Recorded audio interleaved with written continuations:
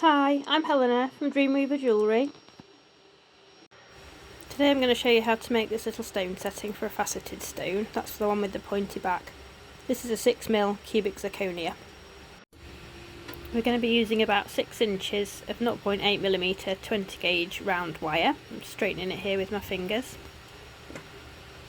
And also, like I said, a 6mm cubic zirconia with a pointy back.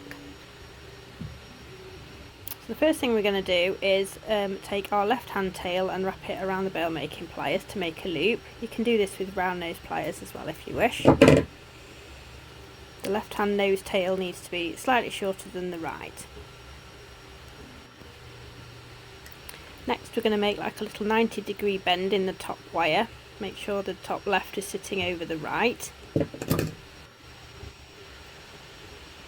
going to pop our stone in. It's a little bit wriggly at this point, and what you don't want to see is some wire behind the stone, so that's about right. Holding it in place, we're going to bring the right hand wire up and round the stone. You want to try and make a loop of wire so it sits all the way around the outside of the stone, because we're making a seat for it to sit in. Just keep working that left hand wire all the way around the outside of the stone until you reach the little leg that you've created.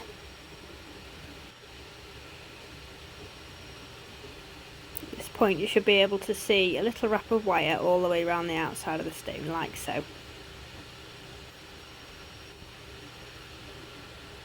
I'm going to make the second row so it sits pretty much directly above the first one.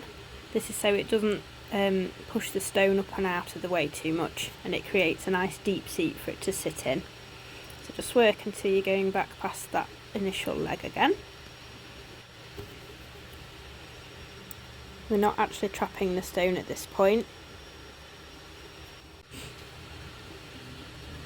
So the very last row, I tend to put my thumbnail right in the centre of the stone and start working that wire on the inside of the previous loop.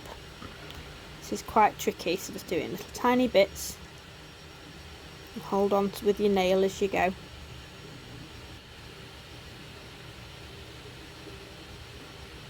So when you're happy that it's central, just have a little look at it. You can adjust it however you need to. You can unwind it a little bit like I had to here to try and get that bend a little bit more circular. That's better.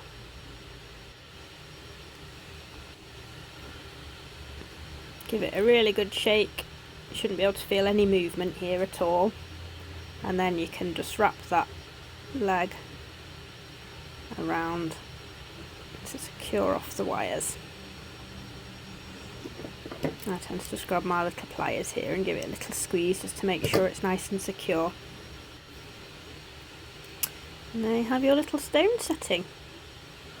Give it a little squeeze with your pliers if you want to try and refine the shape at all. Another shake just to make sure it doesn't fall out. You might be wondering how you'd actually use these settings when you come to do your wire work. I tend to like to leave 2 legs on generally, because then you've got some attachment points onto a frame, such as this pendant. You can see here I've attached it with 2 loops to the right and left at the very top of the frame. If you might be interested in this particular pendant, learn how to make this. This is the Alyssa tutorial, and that's available in my Etsy shop. I'll pop the link below. Thank you for watching this tutorial, and I hope you found it helpful. If you have any questions, please comment below and I'll do my best to answer them. If you'd like to subscribe to my channel, I'd be very grateful, and I'll be making a lot more free tutorials in the coming months. You can also purchase written PDF tutorials from me that you can follow along at your own pace. These have loads of pictures and explanations to help you learn some new techniques, and are available in my Etsy shop. I also have a Facebook group called Wire Weaving for Beginners, where you can share your work and see all of my latest tutorials. I'd love you to join. If you'd like to support my channel, you might consider hitting the Buy Me a Coffee link. Here you can make a small donation so I can continue spending time making new free tutorials for you. Thank you for watching. Bye for now.